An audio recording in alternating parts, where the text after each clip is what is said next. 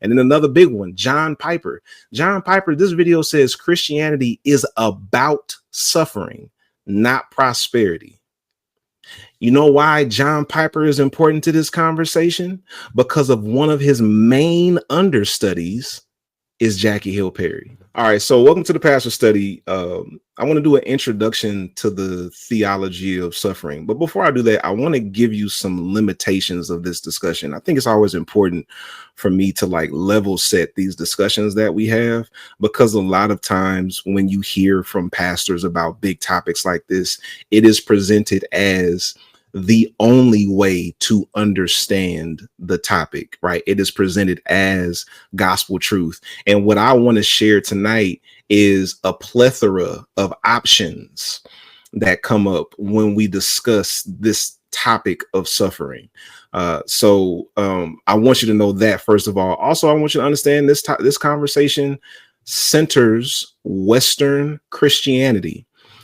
Tim talks about it all the time, how it's not Christianity, it's Christianities.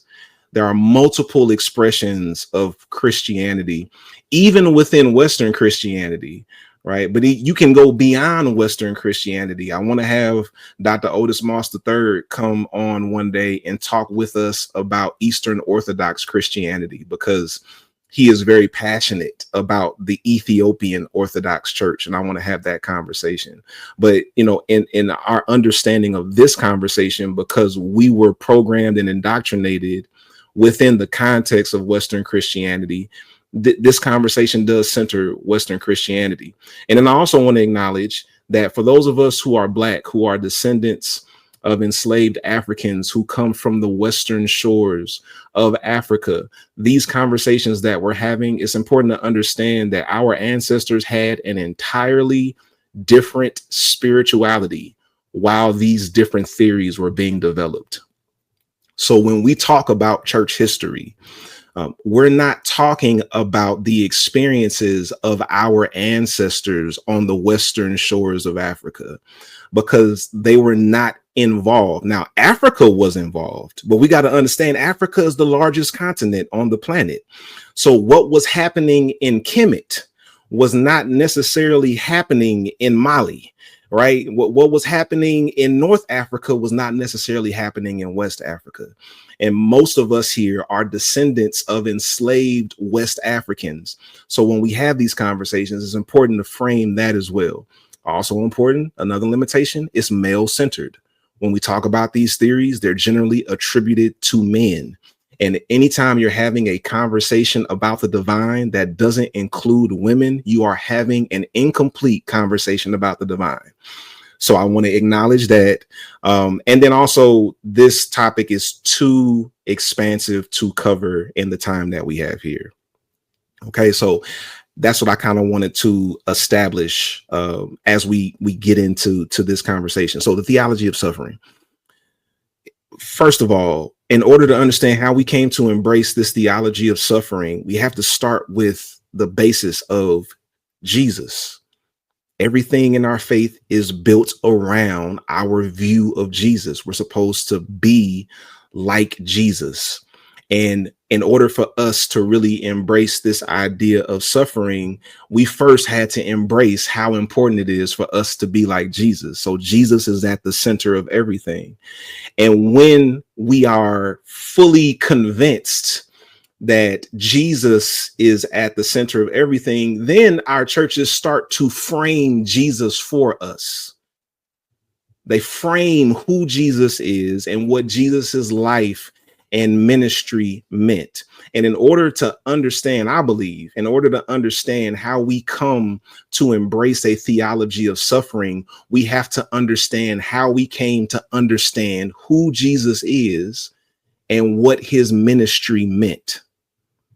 So when we talk about it, I wanted to start with atonement theories. Atonement theories refer to what was the purpose of Jesus's ministry, particularly on the cross. I grew up National Baptist, so the cross was at the center of all of our storytelling. You couldn't preach a message without talking about the cross. So literally every week we were dealing with atonement theories, even though that's not the name we were calling it. We were dealing with atonement theories because we were constantly talking about the cross and what the cross means in our life, what Jesus's death on the cross means. So let me pull up my little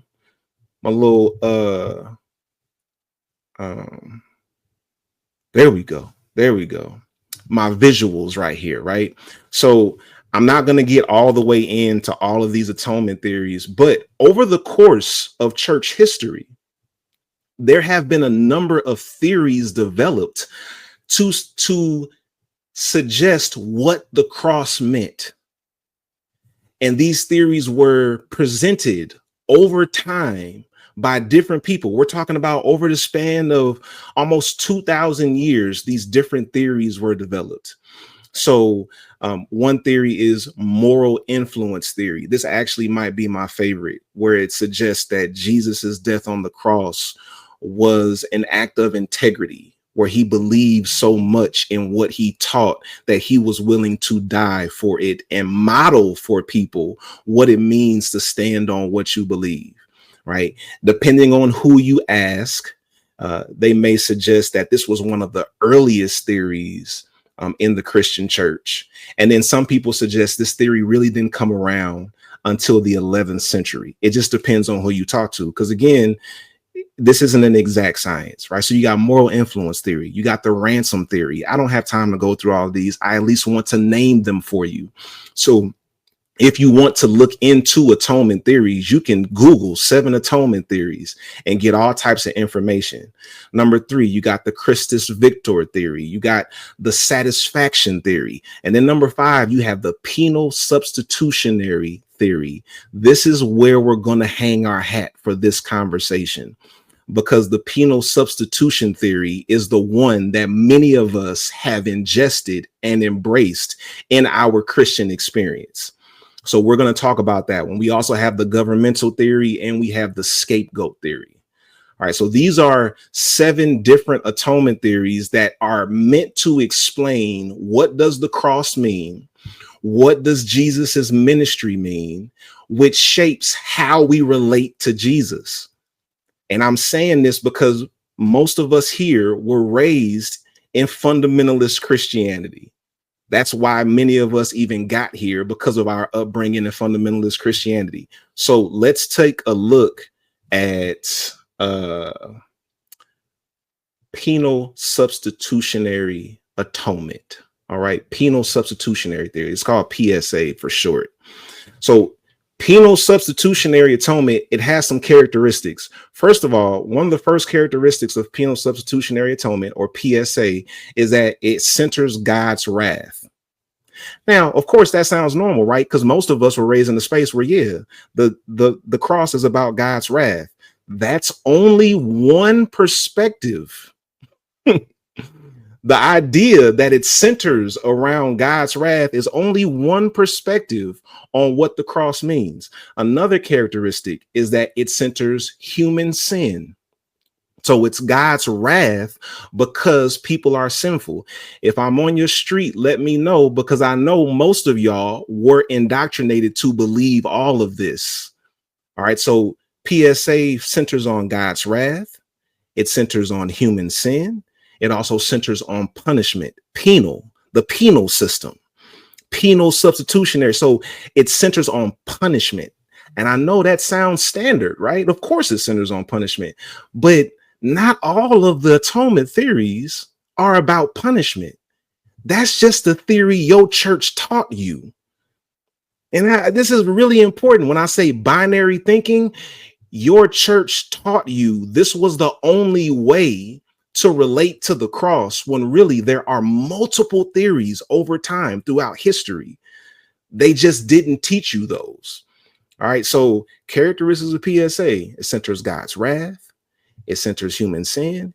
It centers punishment. It also centers guilt, because Jesus was our substitute in this theory. You know how we say, it should have been me on the cross. He died for me. I was supposed to be on the cross.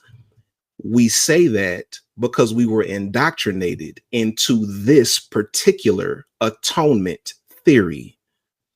All right, so it deals heavily in guilt. Also, here it is.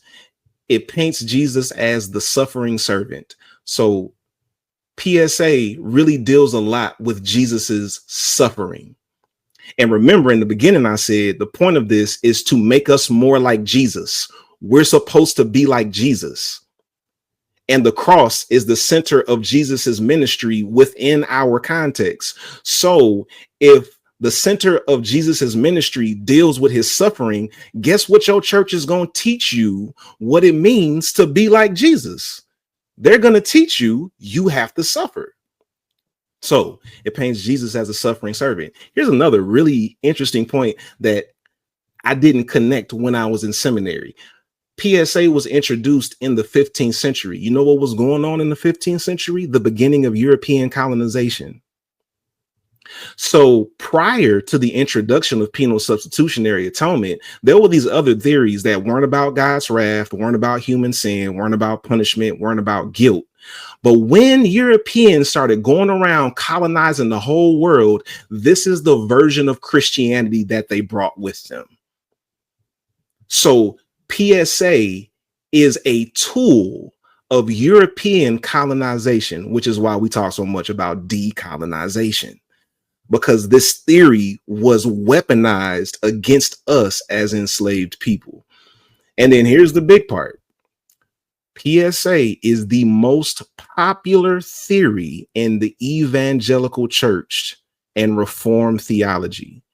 If you want to know why that's important, because many of the Christian influencers and faith leaders that have reinforced this are Reformed theologians. It is a tradition of theology.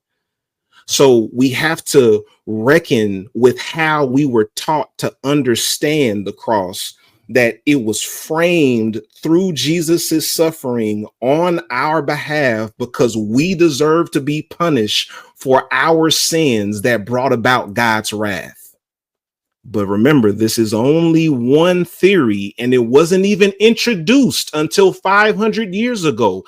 There were 1,500 years of church history before this theory was even presented. That's very important, and it's the most popular in the evangelical church. So here are a couple of examples, because you see it everywhere, right? Here's a video from Francis Chan on YouTube, and it says, "You must suffer."